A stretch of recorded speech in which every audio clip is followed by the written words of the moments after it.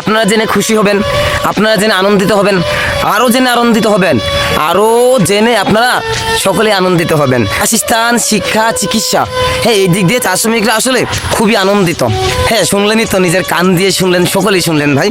আসলে আমি যদি বাসস্থানের কথা যদি আপনাদেরকে বলতে চাই ভাই, সেই বাসস্থানের কথা আমি আমার মুখ দিয়ে বলবো না। আপনারা আসুন, চা শ্রমিকের বাসস্থান নিজে স্বচক্ষে থেকে ভিজিট করে যান ভাই। টিন দিয়ে পানি পড়া লাগবে না আপনাদের, দুই চোখ দিয়ে ভাই গড়গড়িয়ে অশ্রু ঝরবে। সত্য কথাই, মিথ্যে কথা বলছি না, হ্যাঁ সত্য কথা। অশ্রু ঝরবে ভাই, চোখ দিয়ে অশ্রু ঝরবে। আর কিছু নেই। বাসস্থানের যদি দিকটা আপনারা এসে ভিজিট করে দেখেন, আসলে গরু ছাগল যা কিছু আছে এবং সাথে মানুষ, এক একটা পরিবার ভাই এভাবে এখনো পিছনে পড়ে আছে, পারমেন্ট ওয়ার্কাররা। আর কি বলবো ভাই। আর বলছেন চিকিৎসার কথা, হ্যাঁ চিকিৎসার কথা কি বলবো, বাস্তবে একটা উদাহরণ দেই। 48 দিন যাবৎ ডানকান ব্রাদার্স কোম্পানি লিমিটেডের যে আপনার কেমিনিয়া হাসপাতাল ভাই আছে, 48 দিন যাবৎ বন্ধ।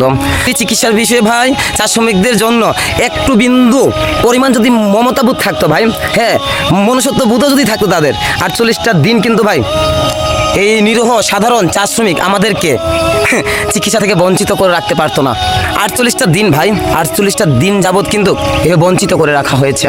এখন আর কতদিন বঞ্চিত করে রাখা হবে সেটা আমরা জানি না। আর সে বিষয় নিয়েও মনে হয় আসলে আমাদের বাংলাদেশের ট্রিবিউটের যিনি চেয়ারম্যান আছেন সেটা জানেন না, তাদেরও তো মনে হয় সেই জায়গাটা সংশোধন করার।